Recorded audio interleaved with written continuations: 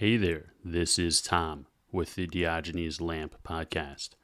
I appreciate you listening in, and most importantly, I hope you enjoy what you hear. Before we start with today's episode, I'm going to ask you for a small favor. Believe it or not, history podcasts, especially in their early stages, tend not to be cash cows. Shocker, I know. I too was blindsided by this news. Now, I didn't go into this for the money, I think that much is obvious. But unfortunately, books, research materials, and equipment aren't free. Please, go to patreon.com/Diogenes Lamp Podcast, and for less than the price of a coffee once a month, you can become a member and get access to bonus episodes, recommended reading lists and documentaries, shout-outs, and anything else we'll offer in the future as this project grows. If you are especially broke, hey, I get it, but please, make sure to give us a 5-star review when you listen to us on Spotify or Apple Podcasts, and subscribe to the pod on your preferred podcast listening medium. Your support is appreciated, and more importantly, it is needed in order to keep this operation going. On that note, I hope you have a great day, and now back to the show.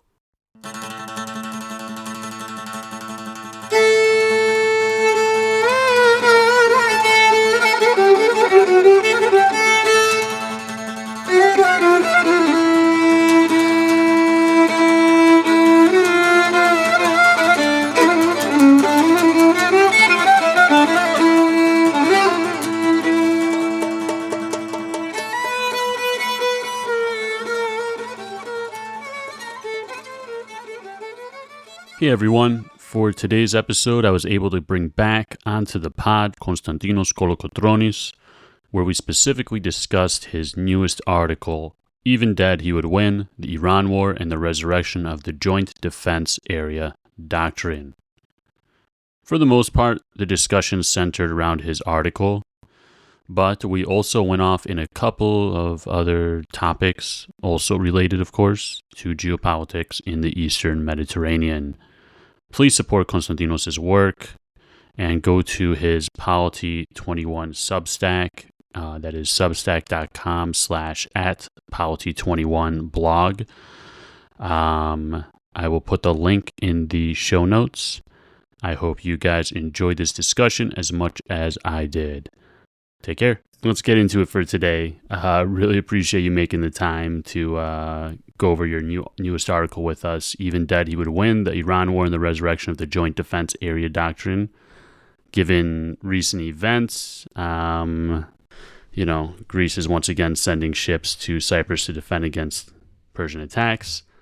With all that being said, could you just drill down on us a bit briefly for the listeners, the relationship of the quote, even dead he would win, the frigate, the Kimon frigate that Greece has acquired, and anything else that you think really just sparked or you thought that it was time to write this article, and everything else, and about the Joint Defense Area Doctrine and stuff like that. Mm-hmm. Yeah, glad to be back, first of all. Starting with the quote, I guess, the beginning of the article. I'm assuming most people wouldn't know what this was about.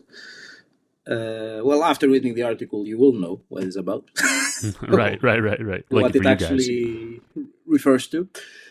But yeah, so this was said in the context, it was reported, the quote was reported in the context of Admiral Kimon. Admiral Kimon was an Athenian general back in 450 BC, if I'm not mistaken.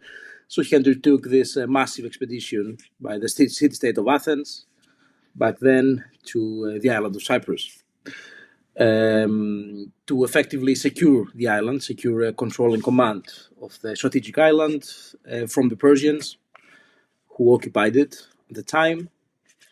He was successful in doing so, but during the last naval battle that took place between the Greek Athenian versus the Persian naval forces, he died during the battle. But news of his death did not make it until after the battle was won. And that was done so very purposefully, so as not to, affect the morale of the troops, the sailors, the fighting troops, the hoplites, so on. And that's how the quote came to be born. I guess that even if he died during the battle, even dead, he would still win. That's He would pretty still win. awesome, pretty Yeah. badass. Yeah. So yeah, I mean, what prompted me to write the article was this obvious connection through time and history that 2,500 years approximately since those events took place in classical antiquity. Again, we have the Greeks rushing to the aid of Cyprus to face again a new Iranian threat of a kind. And there's a certain irony in that because Iran has not been any kind of big existential threat for Greece nor Cyprus for all those hundreds of years, millennia. So this kind of Greek deterrence that that Greece tries to have over Cyprus, it pertains more specifically to a Turkish threat over the island, right? So 39%, almost 40% of the island is under Turkish occupation.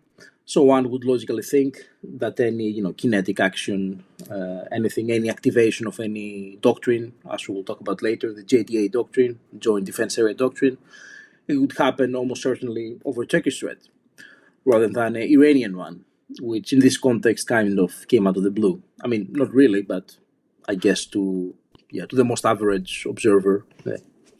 Right. It is a bit. I mean, obviously, it's not like this was planned or anything, but the ship they sent there is Kimon is the name of it. Yeah, exactly. It's Right. named after the specific admiral. Yeah, as well. Yeah.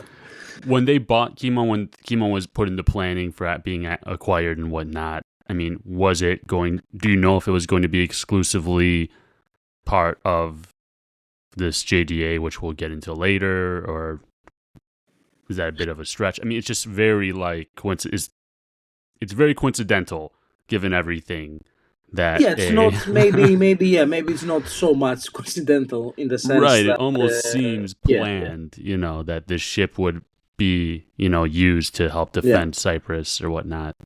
Well, in that sense, it was planned, yes, because this marks the first big modernization program of the Hellenic Navy in recent years, in recent decades. So most of the ships currently in the Hellenic Navy fleet, they're pretty old. Some Meko frigates, they're almost 40 years old. The submarines specifically, I think Greece has one of the oldest submarines in Europe still operating. Wow. Right? It goes back to the 70s or late 60s. So these are the S209 submarines. They're pretty old. So that gives you an idea of why the fleet is in dire need of modernization. So, the FTA frigates, they're French-built by Naval Group, which is a French defense company. Now, we should note that there's also Greek participation, right? Greek shipyards also contributed to the hull. They constructed the parts of the hull. And that contributed, of course, to the making of 3 frigates, which are going to be delivered. One of them already has, obviously, the Kimon frigate. And another 2 or even 3 in the way, maybe more in the future, we don't know yet. But yeah, then the naming was very deliberate, because the warship offers modern capabilities that Greece did not have before. Its radar is very expansive. It can cover an area of up to 500 miles, I think. Yeah, it seems very high tech. It's one of the most high tech in the world, perhaps. It's very it's certainly in the region. Yeah, I think no other maritime power in the region has anything like that for now. Wow. Apart from Greece and France, of course. That is impressive.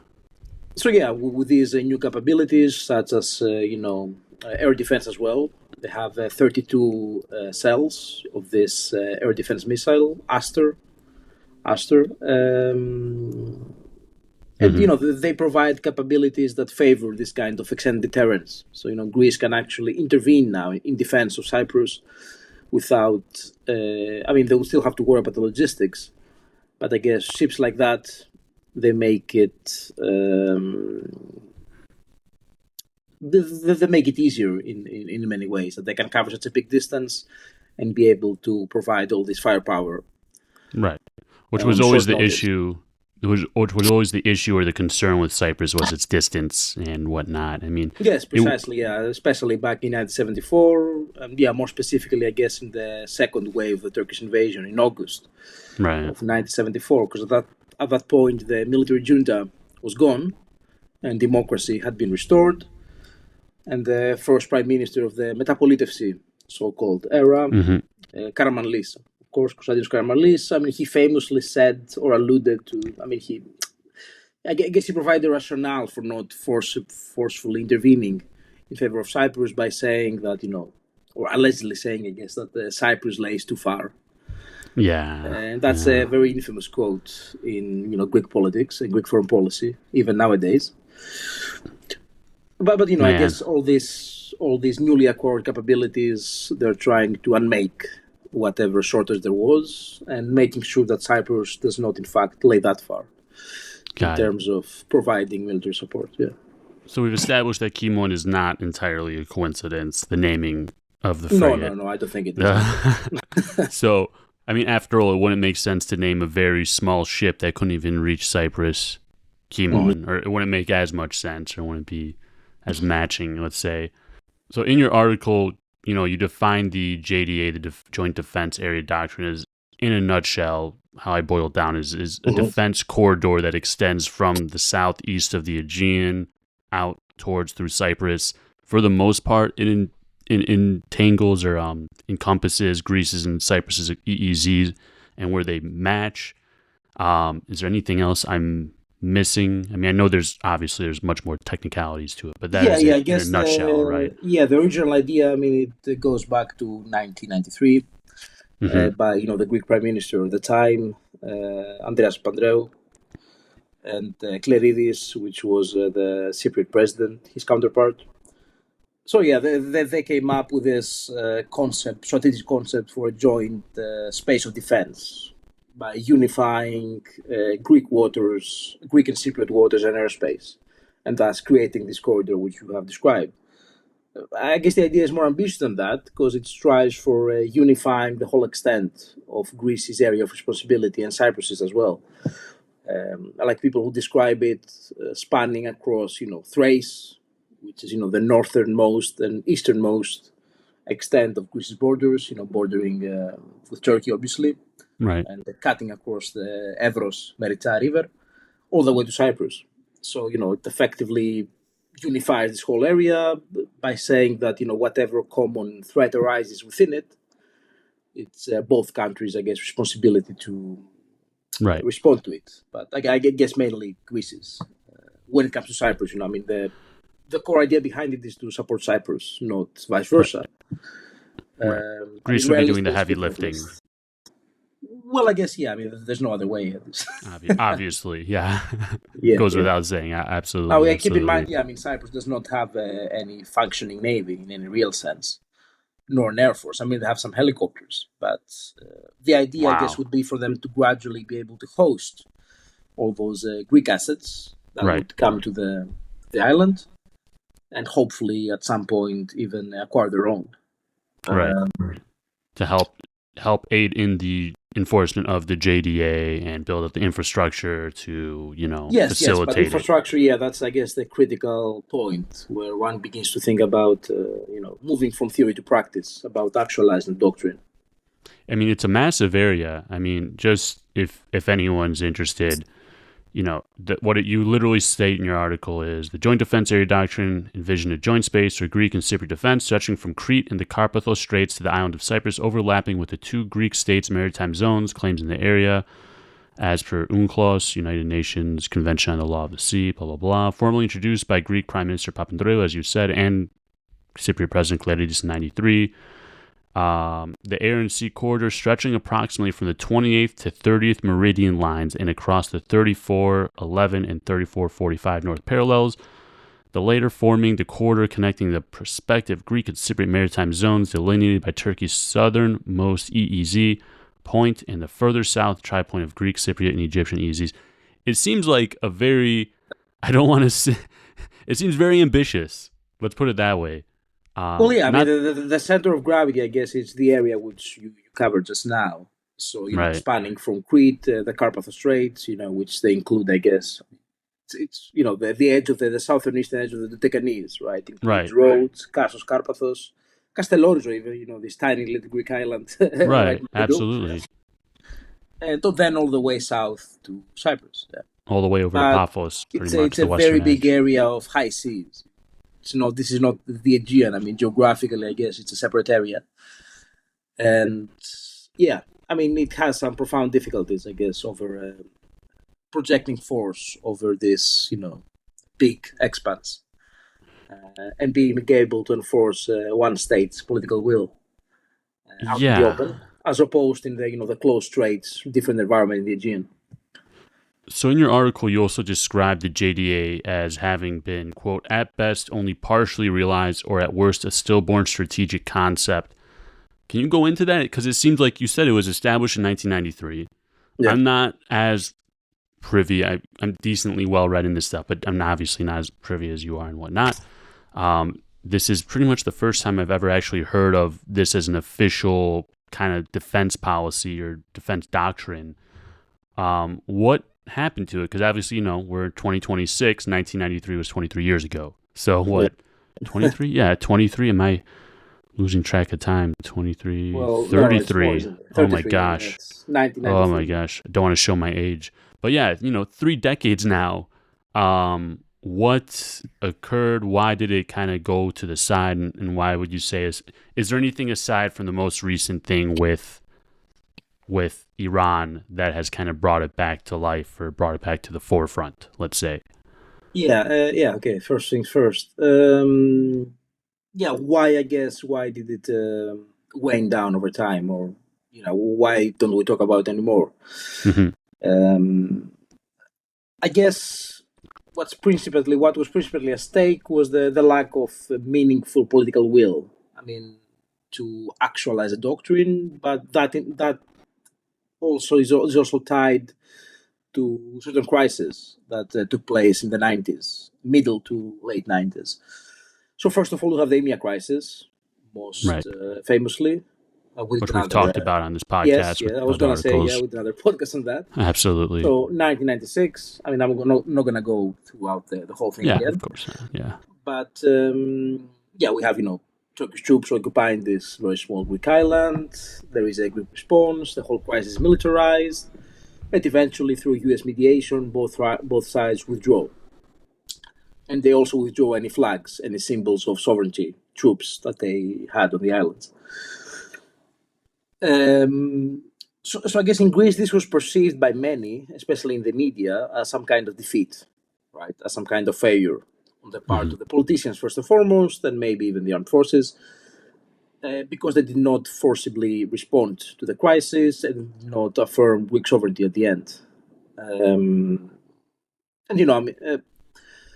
It was perceived, on the other hand, as a victory on the Turkish side, just because they were able to successfully introduce their claims, make a show of force by landing on EMEA, and then introduce this whole theory about the grey zones, about all those other numerous Greek islands, just like EMEA, which Turkey does not recognize Greek sovereignty over them. So according to Turkey, they are up for grabs somehow. Right. So I guess right after this aftermath of EMEA, realizing essentially that there has been a failure of deterrence on some very basic level, right? Mm-hmm. I mean, the Turks felt emboldened enough back then to essentially occupy Greek territory that they had not disputed before. I mean, I guess the whole JDA enters into a crisis mode. I mean, there was some reaction after the EMEA crisis. There was a series of military exercises, which were ever intensifying from 1996 until 1998. These were called the Nikiforos Toxotis exercises. Yes, which you mentioned in your article as well. I think the last one was a while ago. Where was so for the first time, we have like a Greek fighter aircraft landing into Cyprus and performing, all kinds of offensive or counteroffensive exercises on the island. So, one popular scenario, for example, was how would the Greek Air Force and Hellenic Navy assist Cypriot forces on the ground? in counterattacking the Turkish forces, right? So it was a hypothetical scenario, obviously, that military planners have to be ready to Wow. come up with drills about. So it was a scenario, but yeah, effectively you would have Hellenic Navy, Greek Navy, and Air Force complementing the Cypriot effort on the ground, the land warfare part of it. So yeah, the Greek Navy and Air Force, they would assist the Cypriot forces fighting on the ground because, as we already said before, Cyprus still to this date does not have a navy Yeah. to speak of. Cyprus is a very small an Air country, let Force. alone even if they were to have a navy or anything else. And, it's, Yeah.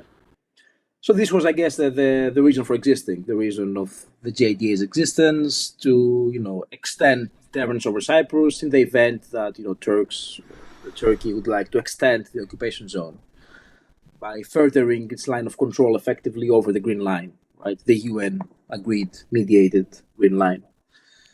So all those exercises were about, how to, tackle all those logistical challenges of surpassing the this stopping power of water across from Karpathos. That's a Mearsheimer. Is that? Yeah, is that Mearsheimer? Yeah, the tragedy of great power politics. Is it right? Yeah, it's a Mearsheimer term. Yeah. The book. Yeah. No, but I really like this term. Yeah, I think it holds true to me. It is. I've only read like half of that book, or maybe I forgot how much I read of it, but I do. That's like one of the main only thing I take away. Yeah. I remember from that book is the stopping power. But it's funny. I was talking. You want to bring that up? I was talking with some guy one time. I don't know, an old supervisor at work who was like in the Navy, and he saw me reading that book, and I brought that up. He's like, "Well, that doesn't exist for the United States," because I was like, "Okay, Maybe, bro." Yeah, of course. I was like, "Whatever." And here Iran is happening, and apparently it does kind of exist a bit. I mean, geography. People are bringing stuff up like that these days, and people are saying, Revenge of Geography, right? Which is another, capstone, Kaplan, I think, Richard Kaplan, if I'm not mistaken. Yeah, exactly, Yeah, and how geography really does still play, in a world of technology and everything else, geography still is a big deal, as we're seeing with this whole JDA thing. I mean, if Cyprus was a bit closer, things would be much different. Which gets me thinking about, let's get in a bit to, okay, so there's this defense corridor. It extends all the way from Thrace all the way to Cyprus. It's ambitious. We've established that. We've established that with the new Kimon frigate and the new technology that Greece is establishing through this huge modernization program, which is like a 10-year, 24 billion something modernization program. I believe I so. forgot. Yeah, so-called. It's something. Agenda. Yeah, exactly that thing. So I mean, with that included, I guess the big question is, I don't know, statement or question, or correct me if I'm wrong, but enforcing this would require even more technology updates, modernization, and inventory than we even have currently. Is that fair to say? That's the $1 million question right there. Yeah. Yeah. Or however much a Kimon frigate costs, $1 billion question. Yeah, $3 billion question. More like it. So I guess the basic question is: can Greece pull this through? Or even just deter, because ultimately all you really need to do is provide, give the perception or strong enough perception. Yeah. Exactly. Right. At the end of the day, maybe you don't need 10. To a degree, Yeah. So I mean, it's a gray line, I guess. It's not exactly a spend $5 billion and you've accomplished deterrence, right? It's more complicated than that and whatnot. That's interesting, huh? That's something. Yeah. Yeah, a lot of metaphysics may be involved into convincing somebody else that you would act, in somebody else's defense, and vice versa. Yeah, I don't know. Which funny, because I don't know if you're familiar with this. It's a hard read. How Statesmen Think by Robert Jervis. It's really Robert difficult. Jervis. I know the name. Yeah, I was not aware of the book though. Yeah. He's really famous. I'm like 50 pages in. It's a tough read. I mean, I don't have a master's like you do in international relations. I don't. Yeah, I know, but it helps with, and it's been a while since I've been in school, but I still keep up with reading, and it is difficult to it's a difficult read, but I'm learning a lot of really great stuff in it. Perception and misperception. I think that's his other big book, Perceptions and Misperceptions. Yeah, that was essential reading. Yeah, I remember that one. Yeah, that's a really big. That's another essential reading for sure. Absolutely, that's like Kenneth Walt's The Man, the State, and War, whatever. Another big one. But yeah, I mean, you can just leave it to the academics to make something more complicated than it really needs to be. Yeah, 100%. Academics does that to you, right? Will absolutely. You can make a whole book out of just deterrence, right? But it is. I mean, that's really what it comes down to is deterrence ultimately. Oh man. So let's get into it. We've talked also about, you brought up the key one as those 32 Aster missile cells. They have the Israeli Barak MX on Cyprus. There's this Greek-made Kentavros, the Centaur jammer that is on that boat, the Psara boat, frigate, Frigate, yeah. And there's this whole net of ballistic missile defense and drone defense systems. You have French systems, Israeli systems, Greek systems.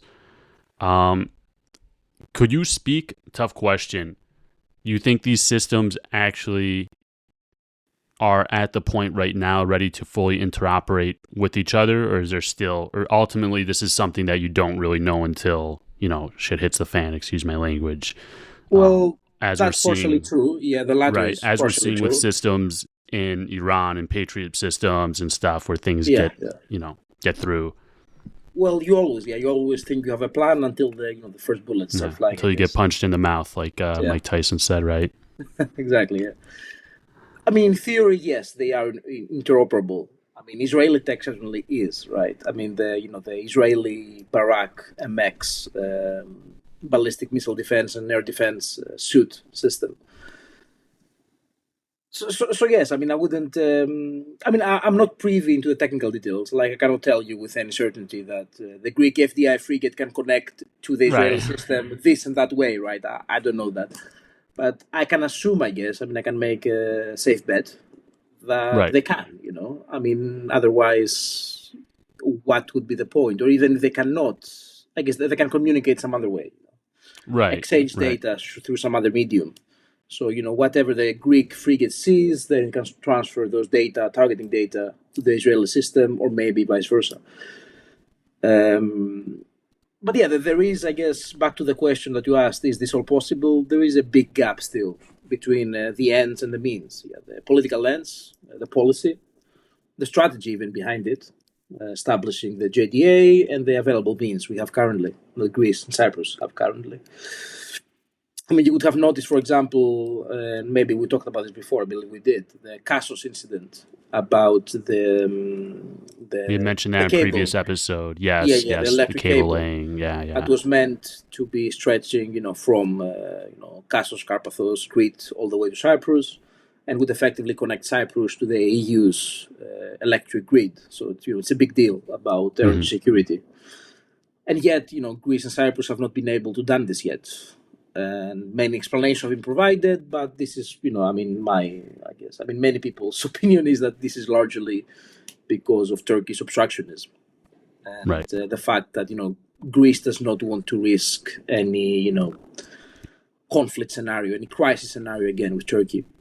Does not want to mobilize the whole fleet and sail it out in the East Med to put the cable in place. So they're trying to, diplomatically find another way to circumvent Turkish, objections, but so far, it hasn't been very successful. But it's case in point that if you're not able, that's okay. It's kind of rough to say that, but if you're not able to lay a cable from Crete to Cyprus, I mean, what credibility can you afford to the JDA vision strategy? Right, that's a good point. It's a really good point, especially in today's world where we're seeing more and more that there is more of a realist approach to everything being taken, that, it's going to be, at least for now, might will make right, which is unfortunate. I don't want to live in a world where, law is created by, the weak will do what they can. The strong will do what they can. The weak suffer what they must, yada, yada. As we mentioned with other articles, and we've had these discussions with other episodes we've had with you in the past. Let's let's get into the Israeli dimension. Specifically, I wanted to ask if you could speak at all on the Israeli factor. In other words, how this can help or complicate things in the Eastern Mediterranean, specifically help in the enforcement of the JDA or provide some extra help, whatever the case. Yeah, well, I guess going back to Mearsheimer, balancing always helps in those cases, right? I mean, when you have an aggressor state, arguably. When one regional hegemony merges, it's natural that the other exactly. neighbors... I mean, this is literally what's happening in the East Med. I mean, right, we're watching rising, it, textbook stuff we're watching occur. Honestly, no. I mean, it's... the wannabe hegemon Turkey, it's rising. It wants to establish the East Med as its backyard. Naturally, I mean, you would expect at least that other smaller states, status quo powers, as they call it, they would balance with each other against the Turkish threat. We haven't seen exactly that happening, though. I mean, you can't say necessarily that there exists a very strong balancing collision between, for example, Greece, Cyprus, and Egypt. Right? Because Egypt is on speaking terms with Turkey. They're negotiating. It's not as if Turkey poses the same kind of threat to Egypt that it does to Greece and Cyprus. Or Israel is a different even. Case. Sorry? I was going to say, or Israel even, as well. Yeah. I mean, Israel, used to have very good relations with Turkey until 2010. The infamous now Mavi Marmara incident, where this Turkish boat filled with activists was much like what Greta Thunberg tried to do, actually. Right. The Gaza flotilla. So they tried to approach the Gaza zone. Israeli commandos boarded. There was some altercation. There was some conflict.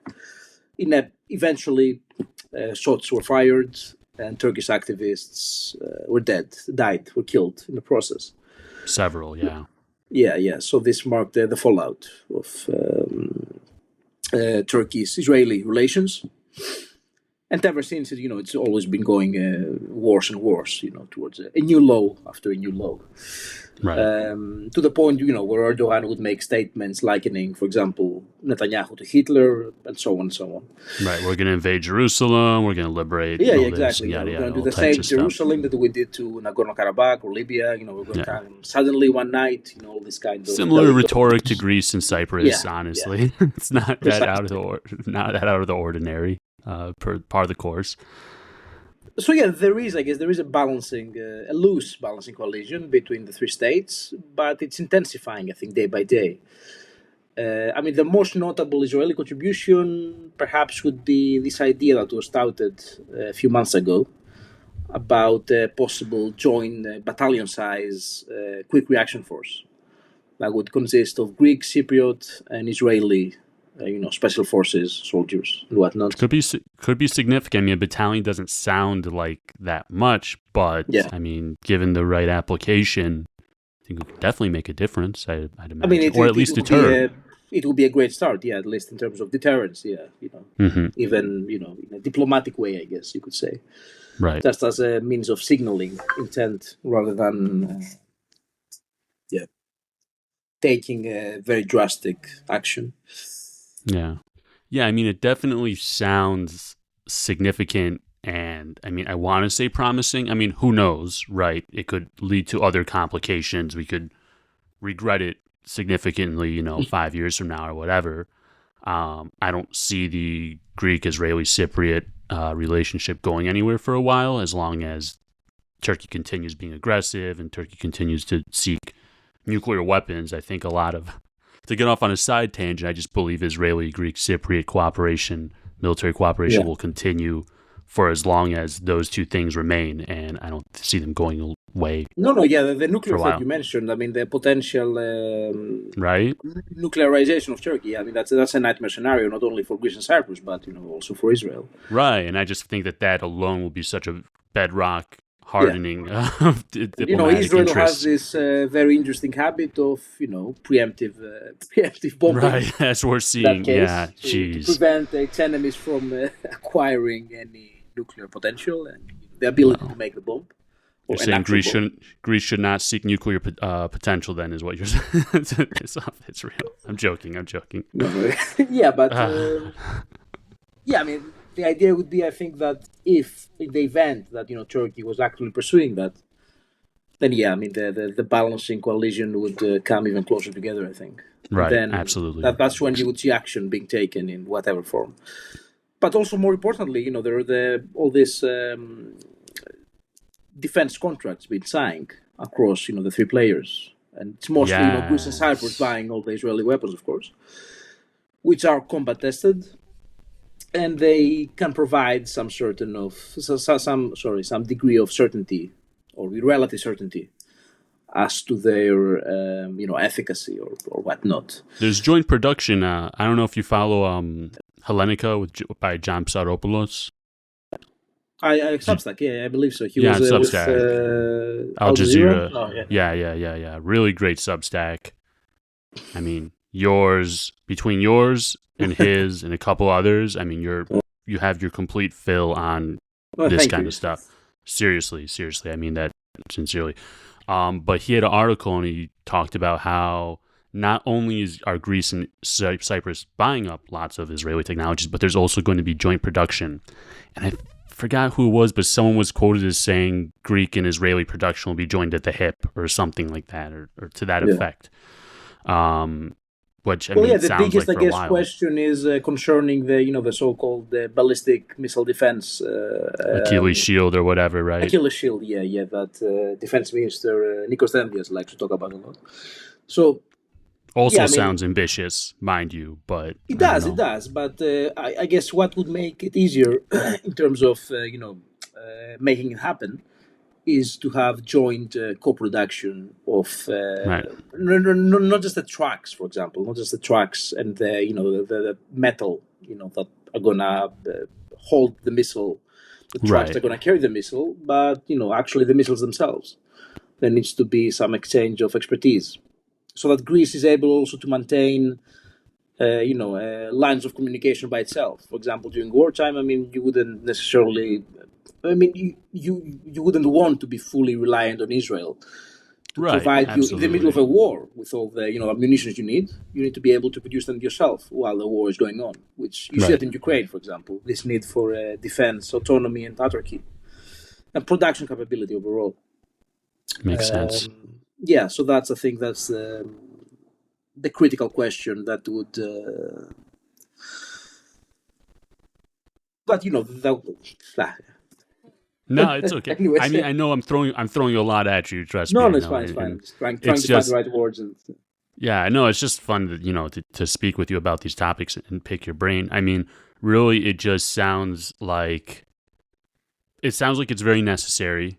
The JDA, like I do believe that this is absolutely needed as long as Turkey continues to remain belligerent to its neighbors and trying to to seek this regional hegemony that it's seeking and whatnot, and trying to implement whatever its Mavi Vatan agenda, which it doesn't look like is going away anytime soon. Mm-hmm. Frankly, if I'm very sure that if tomorrow if Turkey were to come to Greece and say let's jointly by international law yada yada produce develop our gas fields, Greece obviously would say absolutely, but that's not the case. Mm-hmm. And as a result, things like the JDA seem to be more and more necessary to enforce that. Which, speaking of gas fields, I mean, again, this isn't a coincidence either. I mean, I know the JDA goes all the way back to 1993, but even back then they were aware of natural gas possibly in these exclusive economic zones. Deposits. Possible deposits, let's say, right? Not as privy as we are today by any means, but I mean, the JDA just seems to be almost perfect for enforcing and protecting natural gas development and whatnot. And also, the cable, for example, that's a very good example. Right, that's another huge project. It also encompass, protection of the cable, which again, you would need assets which Greece currently doesn't have. For example, a blue water fleet. Underwater drones, whatever.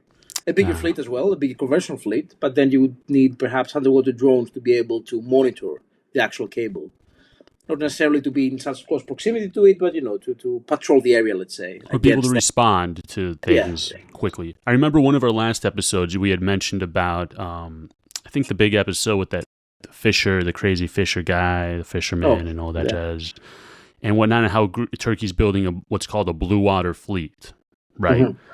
Does Greece currently possess a blue water fleet in that sense? Aside from the Kimon, I guess, perhaps, does that fall into that category, or is it more of just a general term, or if you can speak on that? Well, I guess the FDI would theoretically fall into that category. I mean, the ability to go to Cyprus, for example, that would constitute in that context, having a blue that would water be the fleet. equivalent to a blue water fleet. I mean, we don't need the capability necessarily to sail out to the Pacific or the Atlantic. Right, absolutely. But at the same time, you need to be able to navigate the Aegean as well as the East Med and project power over large distances without having a huge logistical drag on your capabilities. But at the same time, I mean, you need to think beyond that as well. For example, I mean, as we see now, be able to navigate, the Strait of Hormuz as far as the Indian Ocean. Good point. Wow. Because when, for example, India and the EU, they talk about the India-Middle East corridor, right? Yeah, the IMEC. The IMEC, this big trade hub connecting India all the way to the supposed European to be a big deal. Yeah, it's supposed to be counter China's Silk Road as well. Yeah. And, there's serious... And effectively, I mean, what's very interesting is that this is passing through the JDA as well, in a way. I mean, look at that. It could be the same corridor that, you have two overlapping areas. You have the Common Area Defense Doctrine by Greece, Cyprus, potentially even Israel, if they buy into that.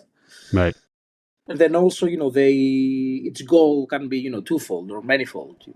I mean, not only deterring against the Turkish threat, but also securing, freedom of navigation, lines of communication, whatnot, in the area. Right. Really, the JDA... I was just going to say the JDA almost in and of itself really serves EU projects and EU's interests, if the EU, of course, recognizes that. But I mean, ultimately, EU... Well, absolutely, I mean, the EU energy still, cable. I guess... Yeah. Which we could go into a whole nother topic about the EU and Trump pulling out of NATO and how that could, EU could take over for NATO in a sense, at least for European security. But I mean, that's such a black hole to get into, and I'm not qualified, nor have I done any research on that, so I will not for this episode. We'll save that for another time. Yeah. Do you have anything else you'd like to touch on? I know you're all over the place there. What? I know we were all over the place there. Do you want to hear my hot take on... it's not a hot take, but it just seems like projects like Achilles Shield, as we're seeing with what David Sling, I believe it's called in Israel, aren't... No, never mind. I was going to say the juice isn't worth the squeeze in that sense, but then you look at the alternative of not having systems like that, and it'd probably be catastrophic, obviously.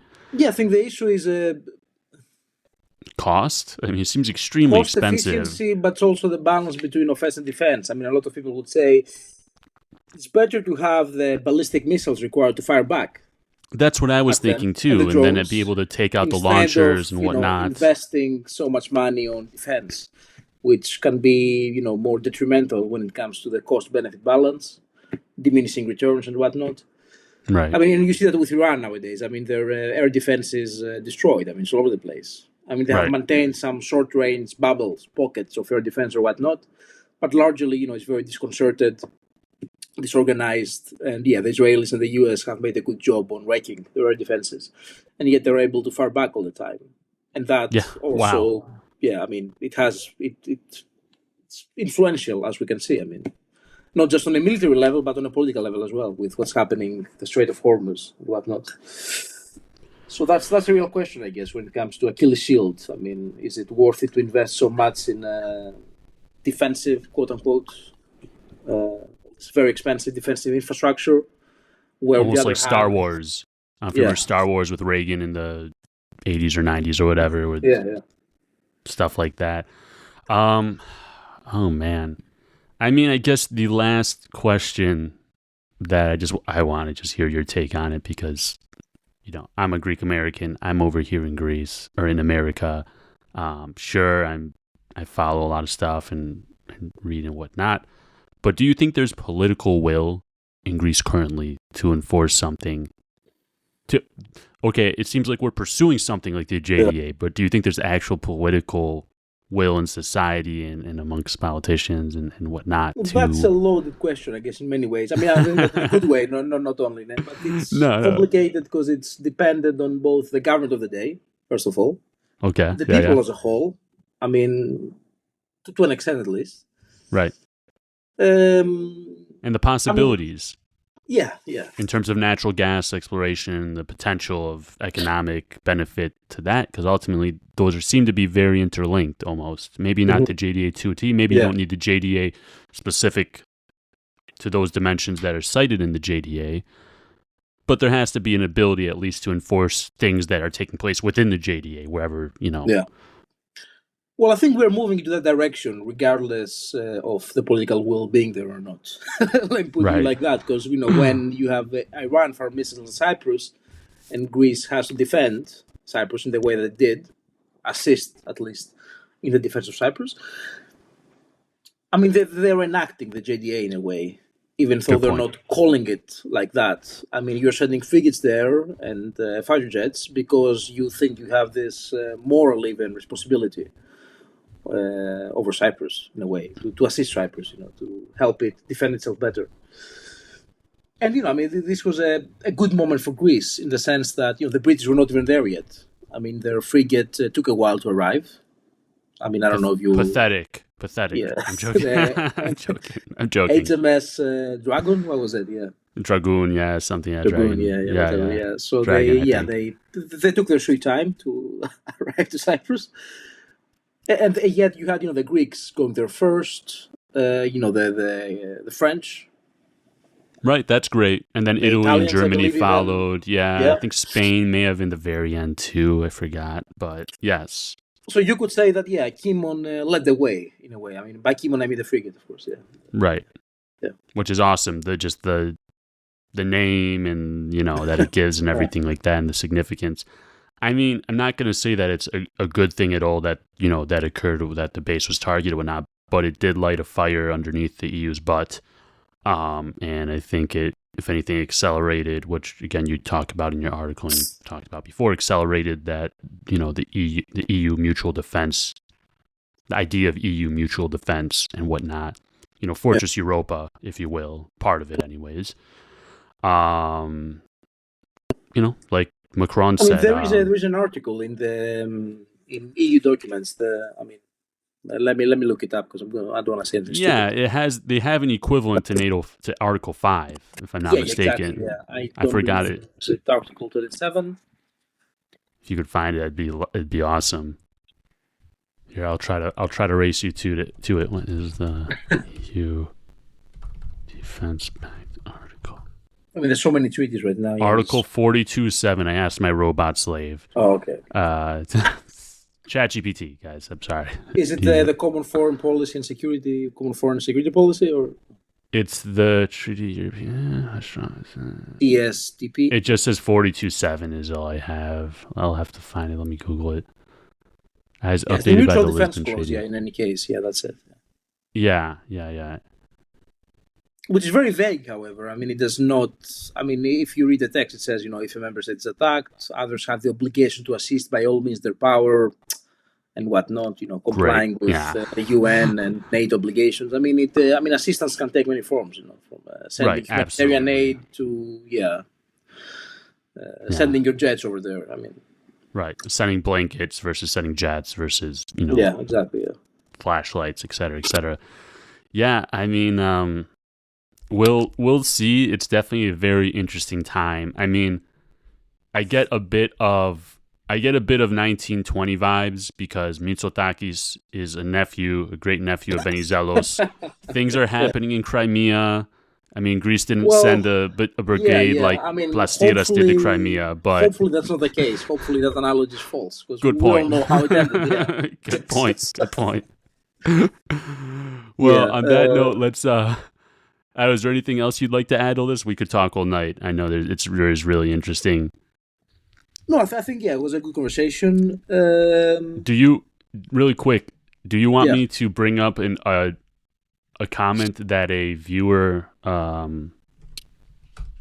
a viewer on the one of our past episodes brought up. I don't know if Was it the one that you sent me? Which one was this? Yeah, it had to do with some technicalities in regards to I'll have to find it. Where was it? But Well, it was. Oh, go ahead. No, if it's available, yeah, go ahead. I don't mind. It was a Turkish listener, but unlike he was a very like normal person. No offense, but some Turkish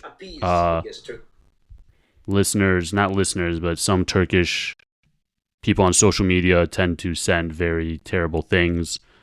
This was not one of those person. He was actually very like level-headed and actually gave some really good points. Here we go. You want me to bring it up? Yeah, I found it as well. Yeah, you can read it. Yeah, hello. If you don't, we totally scratch this whole part. No, so go ahead. Yeah, it's fine. So, quote, good talk. From a Turkish point of view, this is not discussed a lot nowadays, but Emilia Kardak crisis was the expression of growing frustration among Turkish Ministry of Foreign Affairs with the Greece's assumed plans for enlarging their territorial waters to 12 miles, which obviously we know is right, but whatever. Then this is the part where he brings up, when the Laussane was signed, the standard territorial border at sea was 3 miles. That is why Turkey accepted to cede all the islands beyond 3 miles. Maybe. That's a loaded thing right there, but okay. Yeah. The existential problem, yeah, perhaps. The existential problem for Turkey has been, since 1980s, that Greece wanted to extend territorial waters to 12 miles based on UNCLOS that Turkey has never ratified, while retaining the possession of all the islets as it was dictated by Lausanne. And keep in mind that most of the Greek islands had been remilitarized contrary to Lausanne and Paris agreements. This created a sort of siege mentality which expressed itself in first Emilia Kardak and then in Mavi Vatan doctrine. The other point is Turkey accepted to go to international court to find a comprehensive solution to the Aegean dispute in 2003. Simitis initially agreed and then refused. To this date, I do not know why Greece refused to go into international court if the international law was 100% behind Greek claims, as the presenter here implies. He's calling you out. I'm joking. For the tactical balance of power in Aegean. Yeah, then he gives this article. I can send it to you if you want. Yeah, it's by flight. Yeah, yeah, I'm aware of that. Yes. So, I mean, there's a couple things we can state for starters. Okay, you've talked about before how even though Turkey has not signed on to UNCLOS, the U.S. also hasn't signed on UNCLOS, but it's considered customary international law. Yeah. Exactly. I was just going to say it's considered customary international law. It holds true regardless of Turkey not being a signatory. I mean, Turkey hasn't signed it, but yet it still applies in all cases where Turkey is concerned. I mean, that's how international law works. That's customary international law, at least. Makes sense. So, when he makes that point about Lausanne and the 3 mile limit, I mean, you cannot make this argument retroactively. You know what I mean? I mean, you cannot. Right, 100 years later. To reinterpret Lausanne 100 years later by saying, "Oh, territorial sea now is actually up to 12 nautical miles. Therefore, Lausanne is void." Right, it should be renegotiated. It doesn't say in Lausanne that the islands are the Greek sovereignty over those islands is dependent on the 3 nautical mile clause. It never says that. Which I mind you, I think he's saying that what I partly got it as, although I don't think all Turks or many people in this circle are interpreting as it, but he's saying from a Turkish point of view that this is the reasoning for it. No, absolutely. Yeah, that is a Turkish point of view. I'm not arguing with that. I guess I'm arguing. I'm not arguing, against the listener in this case. I'm just arguing against the Turkish point of view. Right, 100%. It doesn't hold water. Deconstructing it, essentially, because it just doesn't hold to, scrutiny, I guess. Mm-hmm. But the other point is that the problem for Turkey is primarily political. It's not legal. When you want to, deny Greece from having this right to a unilateral expansion of its territorial sea to 12 nautical miles, which is perfectly legal. I mean, Greece can do it according to UNCLOS, of course. First of all, it doesn't matter whether Turkey, ratified or not. And second, it's obviously a political concern that Turkey has that, Greece, that the Aegean is going to become a Greek lake, and Greece somehow is going to obstruct Turkey's freedom of navigation, and so on. So these are Turkey's so-called existential fears, which they're not existential in reality. because Right. Greece has a vested incentive into maintaining freedom of navigation, because guess what? I mean, 20% of global maritime trade is Greek owned. So Right. why would they, why would they do that? Why would they shoot themselves in the leg? I mean, it doesn't make sense. If there is any better custodian of freedom of navigation, I mean, Greece should assume that Right. role as far as the Aegean goes. And the Greek lake argument, I mean, it doesn't hold against the scrutiny, because even if territorial miles extend up to 12 nautical miles, and all the entrances and exits to the Aegean are closed, I mean, Turkish commercial vessels will still be able to pass through. I mean, this is what's happening with the Strait of Hormuz, for example, where the vessels, they have to go through Omanian or Iranian waters. Yeah. Or the Suez Canal, or the Turkish Straits, for that matter. I mean, Right. Absolutely. I guess the Turkish grievance, one final thing, the Turkish grievance is that the Greek control of the Aegean, in whatever sense, it nullifies Turkey's control of the Straits. Right. It blocks, It doesn't totally nullify it, but I guess it diminishes it to a point, at least in the way that Turkish decision makers would think, yeah. So, we control the Straits, but the Greeks, they control the entrance to the Aegean. Right. So, you have to pass from the Aegean first to go to the Straits. So, that's the way that they would think. That's a good point. Yeah. I mean, like I said, I told him I'll definitely pass it on as well. I mean, obviously we're not even going to waste time talking about the Paris Treaty and the remilitarization of the islands. If you're still listening, yeah, I mean, that's... No, I mean, that's just such an over... Yeah. If you've been listening to this podcast, I mean, that's very... Yeah. You want to state it again, why the Paris Agreement thing with the Dodekanisya, the listeners probably already know this, why it's not a valid point. Everyone's allowed. That's different. I mean, but then he makes another point, which is, I guess, that's a good point. I mean, we're still talking about the comment now, but anyways. Yeah, I should really send you a screenshot so you have it. But yeah, he also brings up I have it on YouTube. Oh, you see it, yeah, the point about 2003, when allegedly, both Greece and Turkey were ready to go to the international court for a comprehensive solution and whatnot. Well, I guess the sticking point was, again, the territorial sea. Because the only way that Turkey would also agree to go to the international court is only if Greece accepted a solution whereby it would not fully extend its territorial sea to 12 nautical miles. For example, there would be points of continental Greece where the territorial sea would extend up to 12 nautical miles, and then some islands, they would have 9 nautical miles, 7, or still 6 again. Right. Whatever they deemed fit, seemed fitting to them. So it was not a uniform solution. It was more like a custom-made solution for the Greek-Turkish conflict.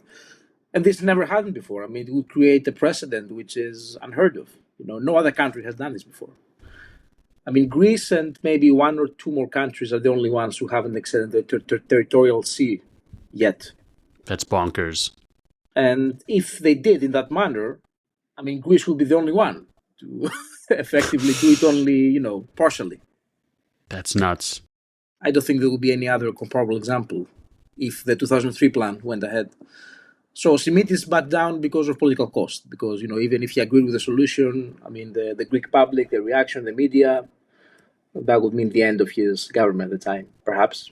So I think he weighed the political cost and made a decision not to go forward, whatever Yeah. And then I was going to say as well, I mean, the really obvious thing about the Paris Treaty and the remilitarization of the islands is that accord was signed, that treaty was signed between Italy and Greece. Turkey's not a party to that treaty. The Treaty of London, I believe, for the Dodekanisya, I forgot, or whatever. Paris, 1947, Paris. Yeah, Turkey's not a party to that treaty, and then there's some other article within the UN or something where you're allowed to defend yourself. Like, you know what I mean? Article 52 or something, I don't remember. Yeah, because, this point's always brought up by Turkish media a lot, that, they're remilitarizing the Dodekanisya, and yes, there's a reason for that. So yeah, I guess so. But I think that's it for today. Why don't you tell the readers, because this article, your most recent article, Even Dead He Would Win: The Iran War and the Resurrection of the Joint Defense Area Doctrine. That article is actually behind a paywall, And yeah, that's a first. It's a first. Yeah. that's the But first you had a article lot I've of put success. You have a good a couple subscribers and whatnot, and you're going to start having kind of bonus articles. Shout out to Rong Tao Wu 7210. Yeah, he was one of the first subscribed. Oh, no way! He's one of mine. Yeah, He's yeah. one of my top guys Oh, is too. he? Oh, okay. Thank you very much. Yeah, and absolutely. I have a few others, which I mean, We'll appreciate I don't that. have the usernames up now, but I'll find them after. Yeah, I'll check them after. Yeah, absolutely. Definitely worth it. I really look forward to a lot of the other articles. Maybe you'll have an article for us in the future on treaty guarantees in Cyprus. Perhaps. No pressure. Why not not? saying you have to. No, it's a good idea. It's a good pitch. You've commented on it before in the past. That's why I brought it up. It is interesting. But yeah, definitely. I'll attach the link in the show notes for your Substack. And Thank you. yeah, absolutely. And really, again, really appreciate this, Konstantino. Really appreciate your time. And thanks for inviting me once again. Yeah. Take care. Absolutely. Take care.